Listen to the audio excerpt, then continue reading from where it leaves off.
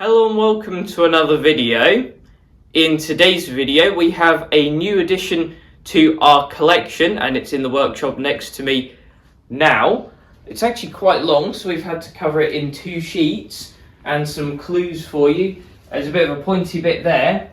It's clearly got a steering wheel there. It's got something long pointing out the back, and you can see it's got this shape of a seat. So that's all your clues for now. So have a think while the intro is playing, and we'll come back to you in a minute and you can see if your guesses as to what this might be are correct.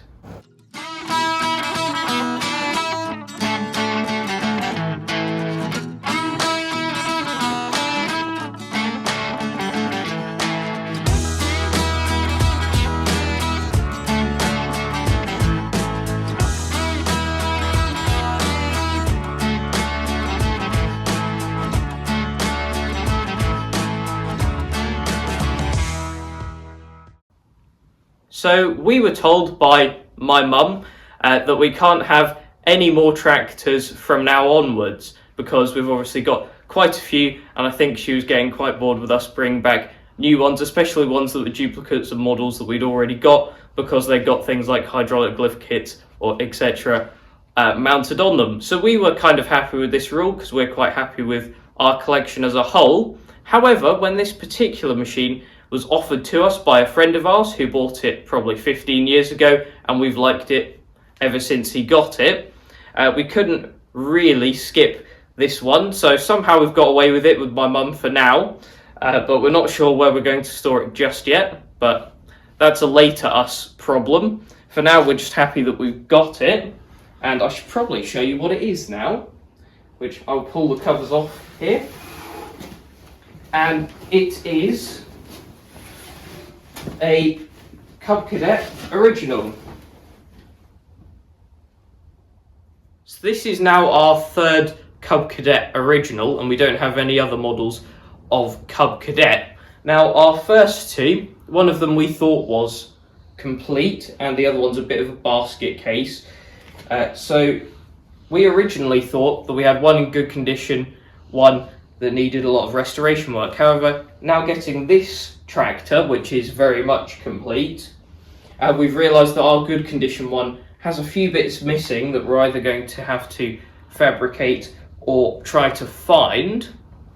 So like our 3 Ride-a-matics project, it'll be very helpful to have this complete unit next to the other ones when we work on those, although we might end up doing this one first and then do the other 2 at a later date rather than doing all 3 of them at once, because obviously it requires quite a bit of workshop space. Now this has 3 very interesting and rare features on it that we'd like to show you, which are some of the motivating factors for getting this particular Cub Cadet. Covered up on the front is a number plate. So this tractor is road registered, and we've covered it up because we don't know or we're not sure about the risks of showing a number plate on YouTube, especially on a vehicle as unique as one of these Cub Cadet originals, so we just covered that up for safety reasons effectively. Wheel weights, these are genuine Cub Cadet ones because they have IH cast into them there. It's upside down as you're looking at it, but that's pretty cool to me. It's a little IH emblem on there. It's the first set of wheel weights that we've got for a Cub Cadet, or first set of IH branded ones that we've got. We've got some kind of Ride-a-matic looking ones. We're not sure if they're proper Cub ones. And the third thing is the thing that was sticking out the back. It is this huge hitch, which obviously it's lifted up at the moment, but adds nearly a foot onto the back of the tractor, which I'm sure will be a storage nightmare. But I've only ever seen one other Cub Cadet with this hitch on. I think it is UK specific, because these were made by Cub Cadet when they brought them over here, and they are designed to fit Autoculto attachments, which Autoculto is a British brand who made kind of walk behind machines, and also just attachments to go with them or on other machines like this. So the coupling for those is kind of a square or cube shape with a pinhole through them, which would go inside here, then you put pin through there, that's all attached. So clearly we need to be looking out for some Autoculto attachments, probably a plough, something like that. but anything we can get our hands on to go on this Cub would be pretty cool. And I mean, the design of this hitch itself is very over-engineered. I think it sticks out way further than it needs to. But it's good that it's got something a bit different to the usual Brindley hitches that we've got on everything else. So that adds a bit of uniqueness to it compared to the rest of our collection. Now this tractor is absolutely filthy, and that's because it's been sitting in a barn for probably nearly 10 years. And it was run before that, but then was parked up in a barn. So it's got quite a bit of muck on it, which we'll probably clean up at some point when we do a proper assessment of this with you in another video, but that is not today. Now, we did clean up a section of the chassis here where the serial number is, and we did have to take a bit of paint off there just to get the serial number, so that we could date this using a Cub Cadet lookup that we've got, and that says that this was made in March 1963. So that's quite good that we've got those details about this tractor already. And we weren't too concerned about flaking a bit of paint off because we don't think this is actually the original paint. Partly because it's in quite good condition. I wouldn't expect a 1963 tractor to look quite this good, especially with the UK climate.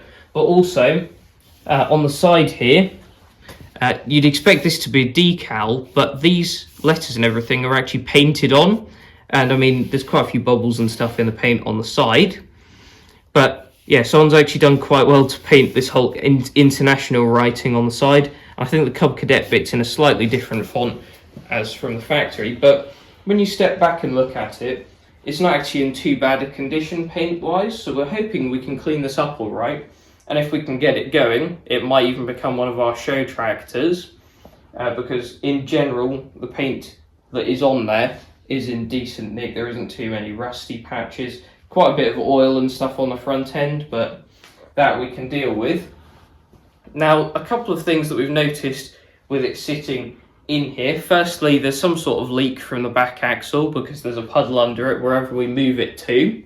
So we're not fully sure where that's coming from just yet. Well, I believe the rear axles on these were actually Farmall Cub rear axles, where they effectively shortened the half shafts to put it into a garden tractor, so very heavy duty.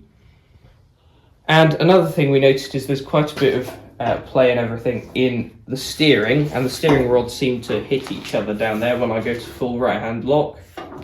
See how he twists it. But I believe the steering box in these Cub Originals is made by the same company as the same design as a Wheelhorse D200 with the Ross steering box, which means Dad's actually rebuilt one of these before in our Wheelhorse D200, so that's good to have that kind of previous knowledge. And you know it's one of those because it's got this kind of screw adjustment on the side to go into one of the worm gears, I believe. That's correct, yeah. Dad's nodding at me, so I think that's correct. I wasn't there when he rebuilt our D200 steering box. I would have been either toddler age or not even born yet. But that is kind of the things that we've noticed about this Cub Original so far. So we haven't actually shown you the other side of the Cub yet.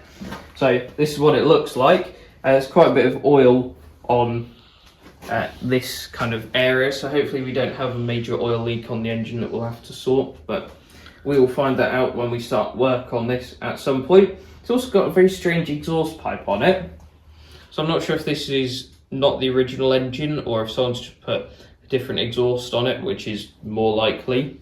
It's got the same oil bath air filter that a 1960 Boland's Ride-a-matic would have.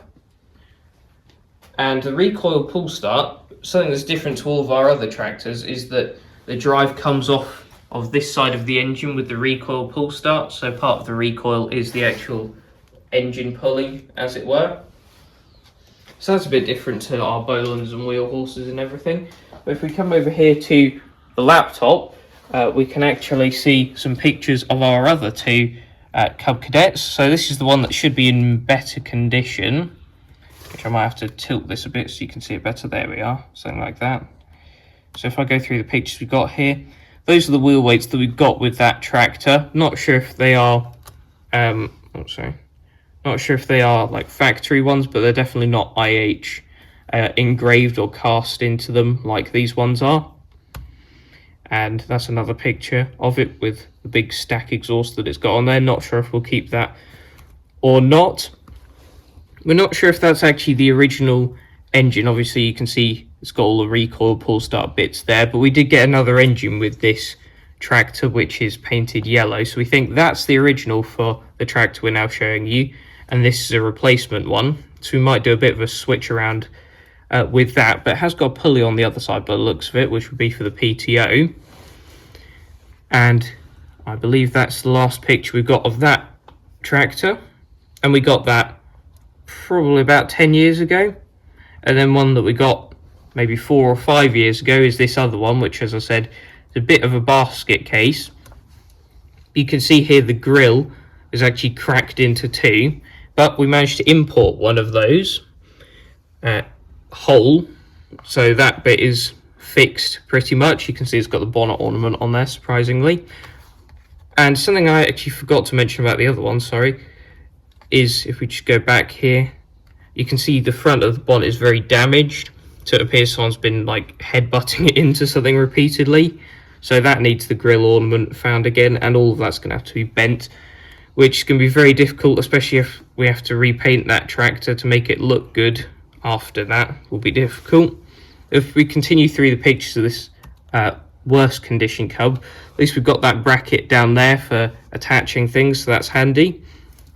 And on this side you can see it's missing one of the footrests, but that's another thing that we imported along with the grille. So we've already got a couple of parts for this.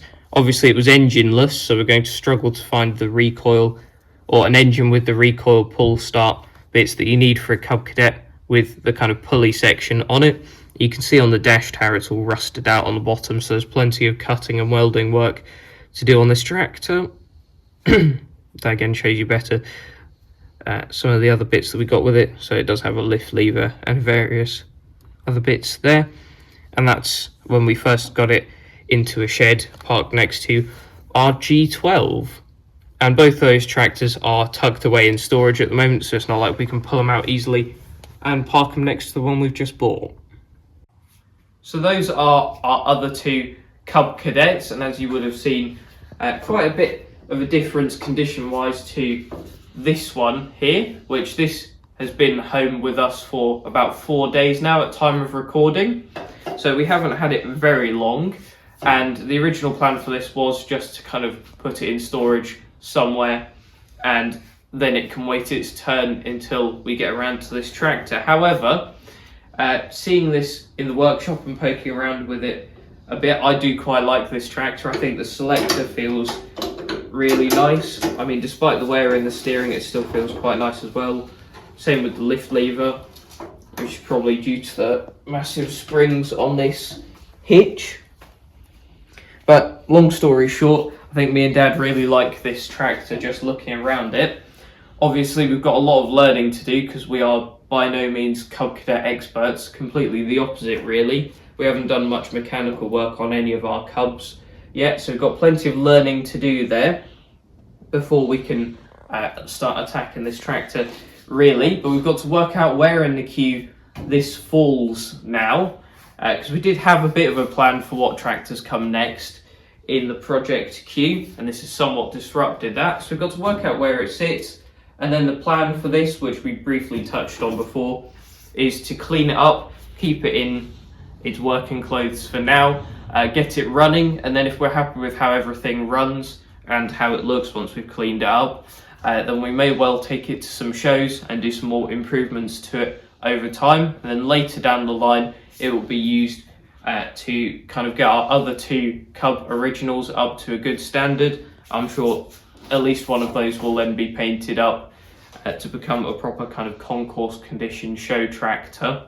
But that's all later down the line really. So that's as far as we're going to go in today's video. Let us know in the comments section down below what you think of our Cub Cadet original that we've acquired this week. And if anyone's got some Alto Colto implements that are kicking about they want to get rid of, do let us know, because we'd be interested in getting some for this tractor. But that's it for this video. Thanks for watching, and I'll see you in the next one. Bye.